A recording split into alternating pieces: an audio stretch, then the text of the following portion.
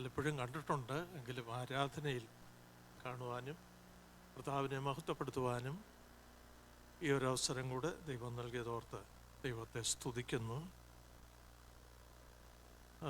ഞങ്ങൾ തമ്മിൽ വല്ലപ്പോഴുമൊക്കെ, എപ്പോഴും എന്ന് പറഞ്ഞാൽ അത് കള്ളമല്ലേ, വല്ലപ്പോഴും സംസാരിക്കാറുണ്ട്.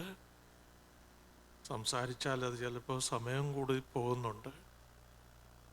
സമയം കൂടി പോകുന്നത് സാധാരണ ഞാൻ സംസാരിക്കുന്നവരോട് കൂടുതൽ സംസാരിക്കാറില്ല. എന്നാൽ നിങ്ങൾ മനസ്സിലാക്കിയാൽ മതി, സമയം കൂടുതലെടുക്കുന്നെങ്കിൽ അതിൻ്റെ താല്പര്യം എന്താണ്. ദൈവത്തിന് സ്തോത്രം. കർത്താവിൻ്റെ ദാസനെയും തൻ്റെ കുടുംബത്തെയും, സാമിനെയും കുടുംബത്തെയും, ഷോണിനെയും, പ്രിയപ്പെട്ടവരെ, സാജു കുടുംബം എല്ലാവരെയും, പ്രിയ കേരള കിച്ചൻ അച്ഛനെയും എല്ലാവരെയും ഓർത്ത്, പ്രിയപ്പെട്ടവരെ എല്ലാവരെയും ഓർത്ത് ദൈവത്തെ സ്തുതിക്കുന്നു. കർത്താവ് നമ്മെ എല്ലാവരെയും അനുഗ്രഹിക്കുകയും സഹായിക്കുകയും ചെയ്യട്ടെ. എപ്പോഴാണ് ഭാഷ നിർത്തേണ്ടത്? 1 മണി. കർത്താവിൻ്റെ സ്തോത്രം. അല്പസമയം നമ്മുടെ മുൻപിലുള്ളതെന്നാണ് ഞാൻ കരുതുന്നത്. ദൈവവചനത്തിൽ നിന്നൊരു വാക്യം നമുക്ക് വായിക്കാം.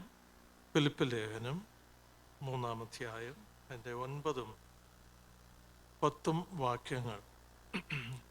അതിലെ ഭാഗം നമുക്കറിയാവുന്നതാണ്.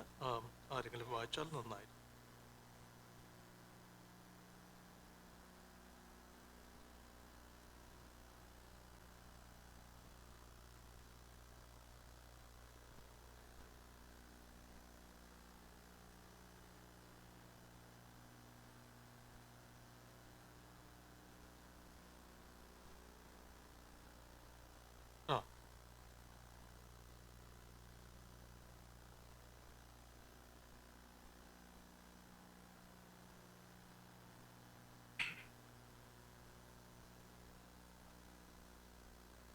ആമേൻ.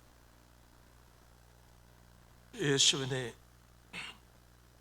അറിയണം, യേശുവിനെ നേടണം. 2 വാക്കുകൾ ഈ വാക്യങ്ങളിൽ നമുക്ക് കാണാൻ കഴിയും. ഈ പശ്ചാത്തലം വിവരിച്ചാൽ എൻ്റെ ആയുസ് മുഴുവനും പ്രസംഗിച്ചാലും തീരത്തില്ല. ദൈവവചനം വളരെ വിശാലത ഉള്ളതാണ്. എന്നാൽ ഈ 2 വാക്കുകളുടെ അടിസ്ഥാനത്തിൽ ചില സത്യങ്ങൾ കർത്താവിനെ സ്നേഹിക്കുന്ന നിങ്ങളോട് പറയുവാൻ എനിക്ക് താല്പര്യമുണ്ട്. യേശുവിനെ അനുഭവിച്ചറിയണം, യേശുവിനെ നേടണം. അതാണ് ക്രിസ്തീയ ജീവിതത്തിൻ്റെ ഫോക്കസ്. അതാണ്. It's not a religion. നമ്മൾ ഞായറാഴ്ച വന്ന് ആരാധിച്ചു അല്ലെങ്കിൽ ഒക്കെ നടന്നോട്ടെ, നല്ല കാര്യങ്ങൾ ആവശ്യമാണ്. എന്നാൽ ആ സാവിൻ്റെ സാക്ഷ്യം കേട്ട് ഞാൻ ദൈവത്തെ മഹത്വപ്പെടുത്തുകയായിരുന്നു. ദൈവം അനുഗ്രഹിക്കട്ടെ. അങ്ങനെ എല്ലാവർക്കും പറയാൻ കഴിഞ്ഞിരുന്നെങ്കിൽ അതിലും കൂടുതൽ പറയുമായിരുന്നു എന്ന് ഞാൻ കരുതുന്നു. ദൈവം അനുഗ്രഹിക്കട്ടെ. ദൈവത്തിന് സ്തോത്രം. യേശുവിനെ നേടുക. നമ്മളൊരു ബെറ്റർ ലൈഫിന് വേണ്ടിയാണ് ഈ അമേരിക്കയിൽ വന്നത്, അല്ലേ? ഇപ്പം മോദിക്കൊരു വിസ കിട്ടിയാലും അദ്ദേഹവും വരും ഇവിടെ എന്നാണ് എനിക്ക് തോന്നുന്നത്. കാരണം അമേരിക്കൻ വിസ എല്ലാവരും ആഗ്രഹിക്കുന്ന അത്ര എളുപ്പമുള്ള കാര്യമല്ല. നമ്മളൊരു ബെറ്റർ ലൈഫിന് വേണ്ടി അവിടെ വന്നത്. അതൊരു യാഥാർത്ഥ്യമാണ്. ചിലർ പറയും എനിക്ക് വീട്ടിലത്, പിന്നെന്തിനാ ഇങ്ങോട്ട് വന്നേ? നിശ്ചയമായിട്ടും ഒരു ബെറ്റർ ലൈഫിന് വേണ്ടി.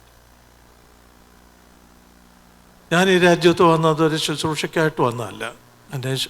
ഞാൻ ശുശ്രൂഷയിൽ ഒരുപാട് എൻഗേജ്ഡ് ആയിരുന്നു. നാട്ടിൽ ഒരുപാട് രാവും പകലും എൻഗേജ്ഡ് ആയിരുന്നു. ഒരു ശുശ്രൂഷ ചെയ്യാനല്ല ഞാൻ ഈ രാജ്യത്ത് വന്നത്. എൻ്റെ കുഞ്ഞുങ്ങൾക്ക് ഒരു ബെറ്റർ ലൈഫ് ഉണ്ടാകണമെന്ന് വിചാരിച്ചാൽ അതൊരു ഉത്തരവാദിത്വമാണല്ലോ. എന്നാലിവിടെ വന്ന ശേഷവും യേശുവിന് വേണ്ടി മാത്രമേ നിന്നിട്ടുള്ളൂ. വേറെ ഒന്നിലേക്കും പോയിട്ടില്ല, പോകാൻ കഴിയുകയില്ല. ഓരോരുത്തരെയും ദൈവം വിളിച്ചിരിക്കുന്ന വിളിയുണ്ടല്ലോ, അതിനനുസരിച്ച് കർത്താവിനെ സേവിക്കുക. ദൈവം എന്നെ ഇങ്ങനെയാണ് വിളിച്ചത്. ദൈവത്തിന് സ്തോത്രം. അപ്പോൾ ഒരു ബെറ്റർ ലൈഫിന് വേണ്ടി വന്നു ആളുകൾ അന്യോന്യം ചോദിക്കാറുണ്ട്, എന്ത് നേടിയെന്ന്, അല്ലേ? ഒരുപാട് കാര്യങ്ങൾ പലരും പറയാറുണ്ട്.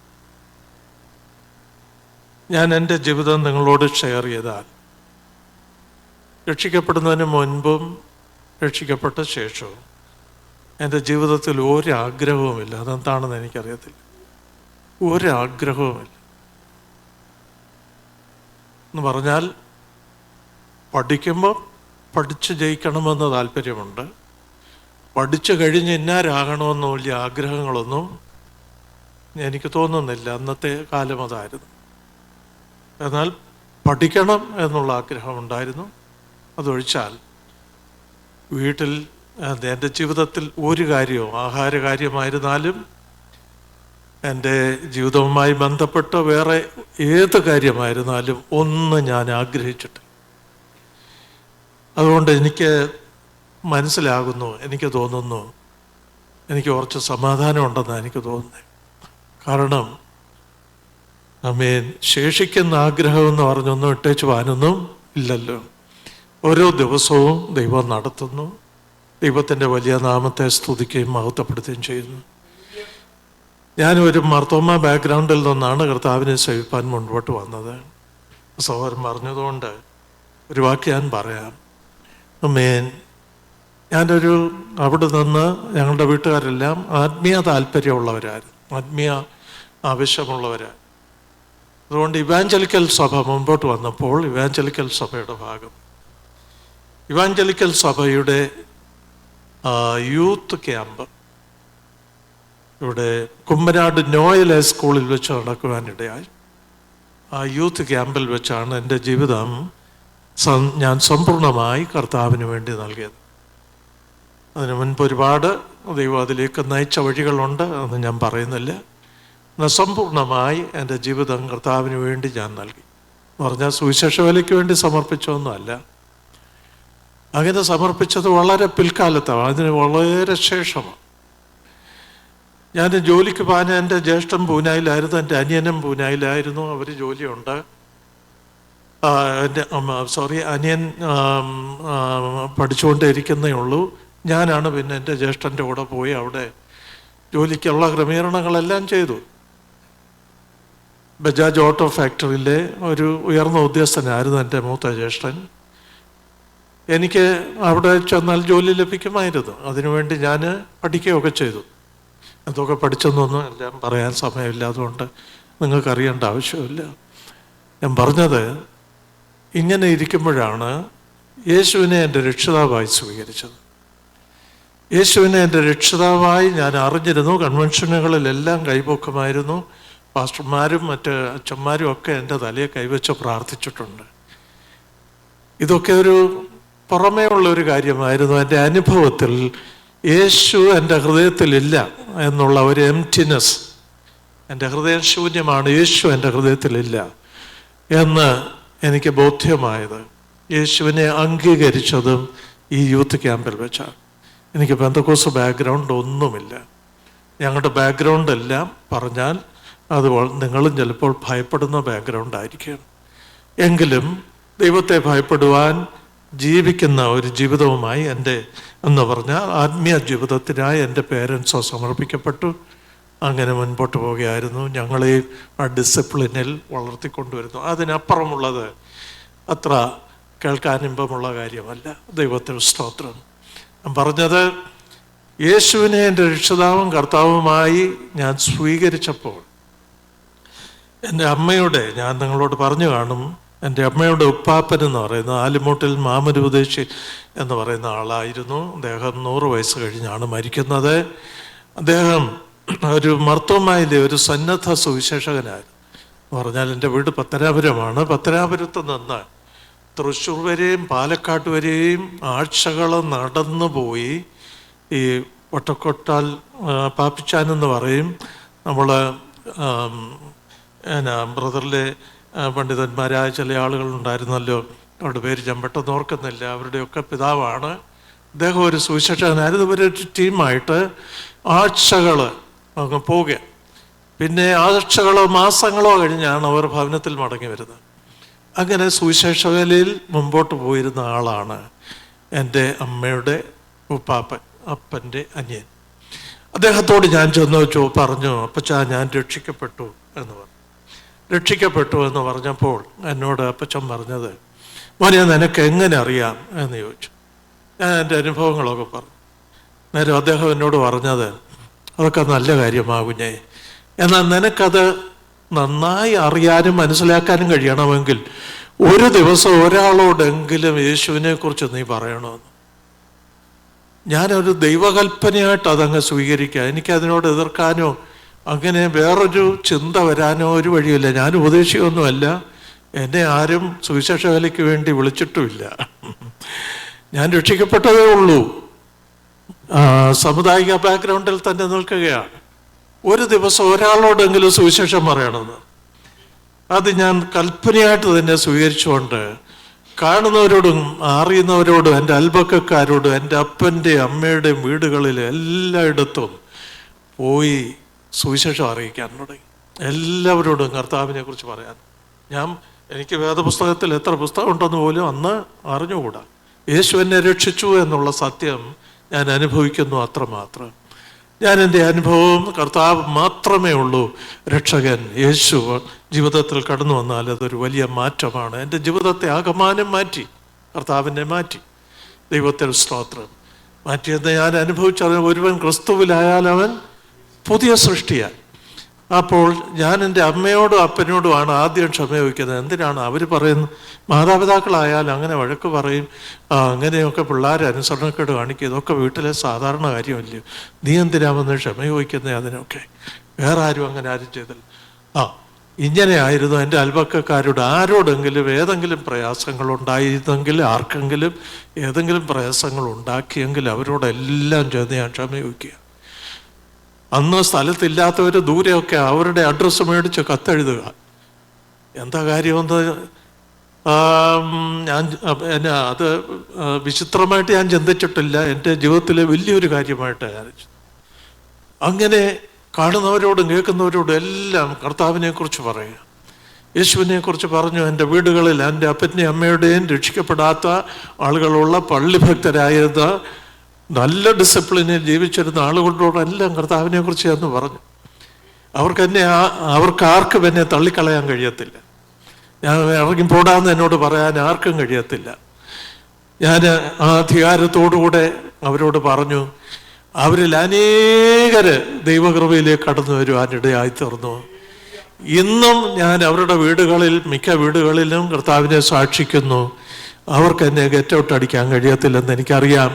അതുകൊണ്ട് ആ അധികാരത്തോടെ ന്യൂയോർക്കിൽ എൻ്റെ ഒരു അങ്കിൾ ഉണ്ടായിരുന്നു. അദ്ദേഹം ക്ഷീണിതനാണ്. അദ്ദേഹം ക്യൂൻസിലെ മാർത്തോമ പള്ളിയിലെ വൈസ് പ്രസിഡന്റ് ആയിരുന്നു. അങ്ങനെ മാർത്തോമായി തിരുമേനി ഞങ്ങളുടെ കുടുംബത്തിലുണ്ടെന്നൊക്കെ പറഞ്ഞ് തള്ളവരിലേക്ക് അളത്ത് നടന്ന ഒരു 6 അടി നീളവും അതുപോലുള്ള ആളത്വമുള്ള യോഗ്യനായ ഒരു മനുഷ്യൻ, നല്ലൊരു അച്ചായൻ. ഡോക്ടേഴ്സ്, എൻജിനീയേഴ്സൊക്കെ ആ പിള്ളേരും മരുമക്കളും ഒക്കെ. ഞാൻ വീട്ടിൽ ചെന്നു. കർത്താവിനെ കുറിച്ച് സ്നാനപ്പെടണം എന്നുള്ള കാര്യങ്ങളൊക്കെ പറഞ്ഞപ്പോൾ ഞാൻ പിള്ളേരോടൊക്കെ ഒന്ന് ആലോചിക്കട്ടെ എന്ന് പറഞ്ഞു. എന്നിട്ട് നാട്ടിൽ അദ്ദേഹം പോയപ്പോൾ ആദ്യം എൻ്റെ വീട്ടിലാണ് പോയേ. അവിടെ ചെന്ന് പറഞ്ഞു, ആ പീക്കർ ചെറുക്കൻ എൻ്റെ അടുത്ത് വന്ന് ഇതൊക്കെ പറയാൻ അവൻ എന്നാ കാര്യം? അവൻ ഇന്നലെ ഉണ്ടായവൻ എന്നോട് വന്ന് പറയുക രക്ഷിക്കപ്പെടണം, സ്നാനപ്പെടണം. മാമനുപദേശിയുടെ മോനാ കേട്ടോ. ഞാൻ രക്ഷിക്കപ്പെട്ടതല്ലയോ, ഞാൻ ഇന്നതല്ലയോ, അതല്ലയോ, ഇതല്ലയോ. അദ്ദേഹത്തിൻ്റെ മൂത്ത ജ്യേഷ്ഠൻ മന്ദക്കോസ് അനുഭവത്തിലായിരുന്നു. അദ്ദേഹം എന്നോട് പറഞ്ഞു, മോനെ പിന്നെ വിടരുത്, ഇവനാണ് ഈ കുടുംബത്തിൽ കടുംപിടുത്തക്കാരൻ, നമുക്ക് പ്രാർത്ഥിക്കാമെന്ന് പറഞ്ഞ് അവരുടെ വീട്ടിൽ പ്രാർത്ഥിക്കാൻ തുടങ്ങി. അങ്ങനെ അനേക ആഴ്ചകൾ പ്രാർത്ഥിച്ചു. അച്ചാനും അച്ചാൻ്റെ ഭാര്യയും മക്കളും 3 പേര്, അവർ കുടുംബമായി എല്ലാവരും സ്നാനപ്പെട്ട് രക്ഷിക്കപ്പെട്ട് സ്നാനപ്പെട്ട് ആത്മാവിലും സത്യത്തിലും ഇന്ന് വിശുദ്ധന്മാരോട് ചേർന്ന് ദൈവത്തെ ആരാധിക്കുന്നു. അവർ കർത്താവിനെ മഹത്വപ്പെടുത്തുന്നു. എൻ്റെ അമ്മാച്ചൻ്റെ മക്കൾ, ഒരാള് ISROയിലെ ഒരു സീനിയർ സയൻറ്റിസ്റ്റാണ്, ചെറിയാൻ തോമസ്. അവൻ കർത്താവിൻ്റെ വിശ്വസ്ത സാക്ഷിയായി അനേക വീട്ടുസഭകൾ സ്ഥാപിച്ച് കർത്താവിൻ്റെ വേലയിൽ, അവൻ്റെ ജോലിയേക്കാൾ കർത്താവിൻ്റെ വേലയിൽ മുൻപോട്ട് പോകുന്നു. ഞാൻ പറഞ്ഞതിൻ്റെ താല്പര്യം ഇതാ, യേശുവുമായി നമുക്കുള്ള പേഴ്സണൽ റിലേഷൻഷിപ്പാണ് ഓൾ അബൌട്ട് ക്രിസ്ത്യാനിറ്റി. ബാക്കിയുള്ളതെല്ലാം മതമാണ്, മതത്തിൻ്റെ ചടങ്ങാണ്. അതൊക്കെ അതിൻ്റെ വഴിക്ക് പൊയ്ക്കോട്ടെ, നമ്മളും അതിൻ്റെ ഭാഗമാകുന്നതുകൊണ്ട് തെറ്റൊന്നുമില്ല. എന്നാൽ യേശുവാണ് നമ്മുടെ ജീവിതത്തിൻ്റെ ഏറ്റവും പ്രധാനപ്പെട്ട അർത്ഥം നൽകുന്നയാള്. ദൈവത്തിന് സ്തോത്രം. യേശുവാണ്. യേശു മതി, എനിക്ക് യേശു മതി എന്ന് പറയുവാൻ നമ്മുടെ ജീവിതത്തിലിടയാകണം. കാരണം എന്താ? ദൈവത്തിന് നഷ്ടപ്പെട്ടത് ഒരു പ്രസ്ഥാനമല്ല, ഒരു പള്ളിയല്ല, ഒരു സംഘടനയല്ല, മനോഹരമായ ക്രൂശും സംഘടനയൊന്നും അല്ല യേശുവിന് നഷ്ടപ്പെട്ടത്. യേശുവിന് നഷ്ടപ്പെട്ടത് മനുഷ്യരാണ്. ഈ മനുഷ്യരെ വീണ്ടെടുക്കുവാനാണ് ദൈവം മനുഷ്യനായി ഭൂമിയിൽ വന്നത്. യേശു നമുക്ക് വേണ്ടി കാൽവറി ക്രൂശിൽ മരിച്ച് ഉയർത്തെഴുന്നേറ്റ് എന്നേക്ക് ജീവിക്കുന്ന രക്ഷിതാവാകയാൽ യേശുവിലൂടെ ദൈവവുമായി പേഴ്സണൽ റിലേഷൻഷിപ്പ് എസ്റ്റാബ്ലിഷ് ചെയ്യുവാൻ നമുക്ക് കഴിയുന്നു. ദൈവ സാധ്യത ഒരുക്കി. ആ സാധ്യത ഉപയോഗിക്കുമ്പോഴാണ് നമ്മുടെ ജീവിതം മാറുന്നത്. വിശ്വാസത്താൽ യേശുവിനെ രക്ഷിതാവായി സ്വീകരിച്ച ദൈവമക്കൾ അറിയുവാൻ ആരംഭിച്ചതേ ഉള്ളൂ. ഇനി നമുക്ക് ബഹുദൂരം മുൻപോട്ടോടുവാനുണ്ട്. ഒരുപാട് പ്രതികൂലങ്ങളുണ്ട്, ജീവിത സാഹചര്യങ്ങളുണ്ട്, കുടുംബമുണ്ട്, കുടുംബ പ്രശ്നങ്ങളുണ്ട്, ആവശ്യങ്ങളുണ്ട്, ജോലിയുണ്ട്, ബന്ധപ്പാടുകളുണ്ട്, ഉത്തരവാദിത്തങ്ങളുണ്ട്. പലതിലും നമ്മൾക്ക് ന്യായമായി ദൈവസന്നിധിയിൽ പറയാൻ കഴിയുന്ന അനേക കാര്യങ്ങളുണ്ട്. അവയെല്ലാം ന്യായം തന്നെയാണ്. എന്നാൽ ഒന്നാമതായി യേശുവുമായിട്ടുള്ള പേഴ്സണൽ റിലേഷൻഷിപ്പിൽ നമ്മുടെ day to day, moment by moment നമ്മുടെ ജീവിതം മുൻപോട്ട് നയിക്കേണ്ടത് ആവശ്യമാണ്. ദൈവത്തിന് സ്തോത്രം. അതാരാ പറയുന്നത്? അപ്പോസ്തലനായ പൗലോസിൽ കൂടെയുള്ള വെളിപ്പാടാണത്.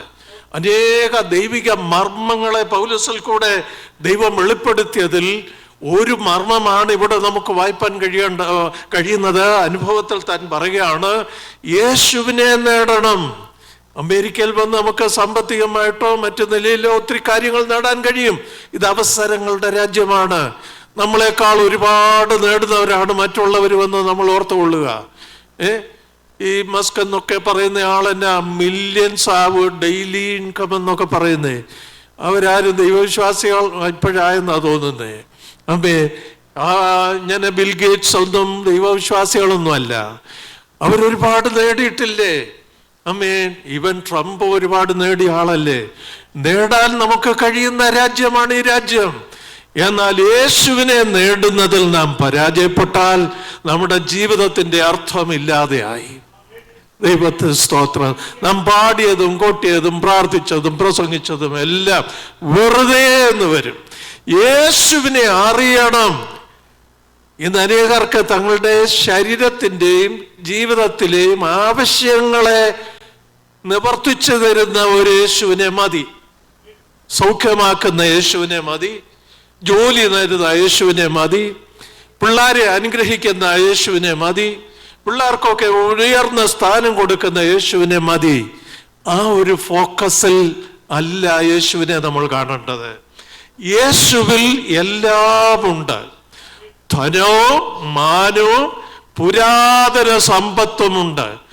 അവൻ സർവസമ്പന്നനാണ്. നമ്മുടെ ജീവനും ഭക്തിക്കും വേണ്ടുന്നത് എല്ലാം നൽകുവാൻ, എല്ലാവർക്കും മേൽക്കുമേൽ നൽകുവാൻ കഴിയുന്നവനാണ് യേശു. അവൻ ഒന്നിലും കുറവുള്ളവനല്ല. എന്നാൽ കേവലം നമ്മുടെ ശരീരത്തിന്റെ ആവശ്യങ്ങളുടെ നിവൃത്തിക്ക് വേണ്ടി മാത്രം ഉള്ള ഒരു യേശുവിനെ അല്ല നമ്മൾ കാണേണ്ടത്.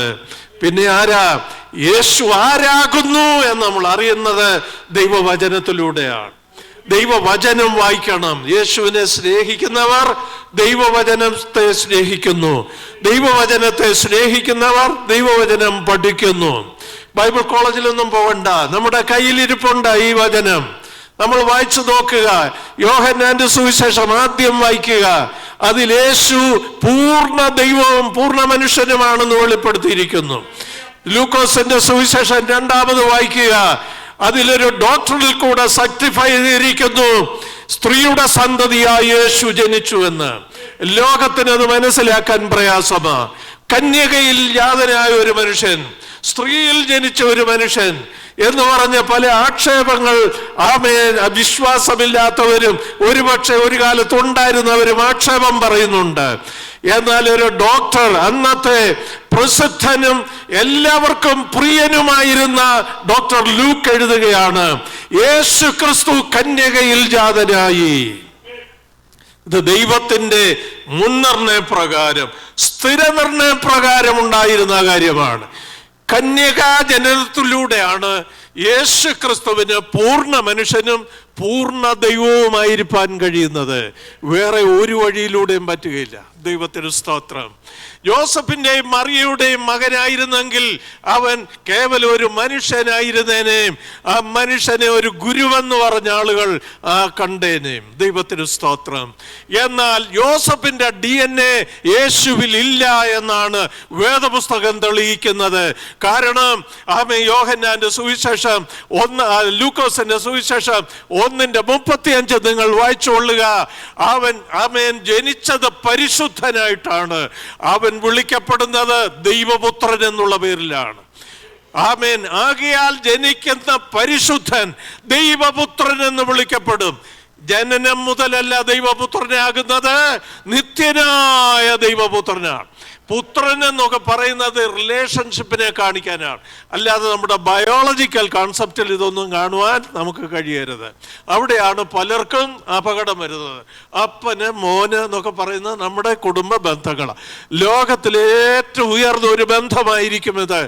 ആ ബന്ധത്തിൽ കൂടെ എങ്ങനെ യേശുവും പിതാവായ ദൈവവും ബന്ധപ്പെട്ടിരിക്കുന്നുവെന്ന് നമുക്ക് മനസ്സിലാക്കുവാൻ നൽകുന്ന ഭാഷയാണ് ദൈവപുത്രൻ എന്നുള്ള പേരിൽ കൊടുത്തിരുന്നത്. ദൈവത്തിന് സ്തോത്രം. How Jesus is related to the Father, how intimate he is with the Father, and Father to him. That is a revelation, and that is a revealed name given to Jesus, the Son of God. അതാണ് ദൈവപുത്രൻ എന്ന് വിളിക്കപ്പെടുന്നത്. ദൈവത്തിന് സ്തോത്രം. നിത്യനായ ദൈവം നിത്യപിതാവാണ്, അല്ലേ? ദൈവം നിത്യപിതാവായിരിക്കുമ്പോൾ ഒരു നിത്യപുത്രനും ഉണ്ടായിരിക്കണം. ആമേൻ. അതാ യോഹന്നാൻ വെളിപ്പെടുത്തുന്നത്, ആദിയിൽ വചനം ഉണ്ടായിരുന്നു, വചനം ദൈവത്തോടുകൂടെ ആയിരുന്നു, വചനം ദൈവം തന്നെ ആയിരുന്നു എന്നാണ് അതിൻ്റെ മൂലഭാഷയിലെ വ്യാഖ്യാനം. അത് അക്ഷരാർത്ഥം അതാണ്. ദൈവം, വചനം ദൈവം തന്നെ ആയിരുന്നു. ആദിയിൽ എന്ന് പറയുന്ന ഉൽപ്പത്തിയിലെ ആദിയല്ല, അത് ആരംഭങ്ങളുടെ ആദിയാണ്. ആദിയിൽ ദൈവം ആകാശവും ഭൂമിയും സൃഷ്ടിച്ചു. എന്നാൽ ഇവിടെ പറയുന്ന ആദി അനാദിയാണ്, അനന്തമായ നിത്യതയാണ്. പൂർവകാലം എന്ന് പറയുന്ന അനന്തത എത്ര മനുഷ്യർക്ക് കണക്കൂട്ടിയാലും കഴിയുന്നതിനപ്പുറമുള്ള നിത്യതയിൽ ആയിരുന്നവൻ, സ്വയം സ്ഥിതനായിരുന്നവൻ. സ്വയംഭൂ അല്ല, സ്വയംഭൂ എന്ന് പറഞ്ഞാൽ സ്വയമായി ഉണ്ടായവനെന്ന് വരും. സ്വയം സ്ഥിതനെന്നാണ് പറയുന്നത്. Self existent. God is self existent, and Jesus also was eternally self-existent, came in the flesh, manifested in the flesh, and revealed, who is God to us, to the world. അവൻ ദൈവമാണെന്ന് ഭൂമിയിൽ വെളിപ്പെടുത്തി. ഞാൻ എൻ്റെ വാക്കുകളെ ഇവിടെ അവസാനിപ്പിക്കുകയാണ്. യേശുവിനെ അറിയണം. യേശുവിനെ നേടണം. ഒരുപാട് കാര്യങ്ങൾ പറയാനുണ്ട്. നിങ്ങൾ വായിച്ചുകൊള്ളുക. ഞാൻ പറഞ്ഞ 2 പുസ്തകങ്ങളിൽ അതിനെക്കുറിച്ച് കാണാൻ കഴിയും. ഫിലിപ്പ് ലേഖനവും നിങ്ങൾ ധ്യാനപൂർവ്വം വായിക്കുക. അതിൽ കൂടെ പരിശുദ്ധാത്മാവ് ആ മർമ്മം വെളിപ്പെടുത്തി തരും. എനിക്ക് സമൂഹങ്ങളൊക്കെ ഇഷ്ടമാണ്, കൂട്ടായ്മകളൊക്കെ വളരെ ഇഷ്ടമാണ്, സംഘടന ഇഷ്ടമാണ്, ഒരു സംഘടനയുടെ ഭാഗമാണ്. എന്നാൽ എൻ്റെ ലക്ഷ്യം സംഘടനയിൽ എല്ലാവരും കാണിക്കുന്ന പോലെയോ പറയുന്ന പോലെയോ ജീവിക്കണമെന്നുള്ളതല്ല, എൻ്റെ യേശുവിനെ അനുഗമിക്കണം എന്നുള്ളതാണ്. യേശുവിനെ നേടണം, യേശുവിനെ അറിയണം. അറിയും തോറും പിന്നെയും അവനിൽ അറിയുവാൻ ബാക്കിയുണ്ട്. നമ്മുടെ മരണം കൊണ്ട് മാത്രം പോലും മരണം കൊണ്ട് പോലും അവനെ അറിയേണ്ടവണ്ണം നാം അറിയുകയില്ല. സത്യതയിലും നാം അവനെ അറിഞ്ഞുകൊണ്ടിരിക്കും. അതെന്നാണ് ആ അറിവ് പൂർണ്ണമാകുന്നതെന്ന് ആർക്കും പറയാനും ഒക്കത്തില്ല. അത്ര അനന്തമാണ് അവൻ്റെ മഹത്വം. യേശുവിനെ അറിയുവാൻ നമ്മുടെ ജീവിതത്തിൽ ദൈവം ആരംഭം നൽകിയെങ്കിൽ നമുക്ക് മുൻപോട്ട് പോകാം, അവനെ തന്നെ അനുഗമിക്കാം. അവൻ നമ്മുടെ ജീവനും ഭക്തിക്കും വേണ്ടുന്നതെല്ലാം നൽകുവാൻ കഴിയുന്ന സർവസമ്പന്നനും സമ്പൂർണനുമായ ദൈവമാണ്. യേശുവിൽ നമുക്ക് ആശ്രയിക്കാം. കർത്താവ് നമ്മെ എല്ലാവരെയും അനുഗ്രഹിക്കുകയും ബലപ്പെടുത്തുകയും ചെയ്യട്ടെ.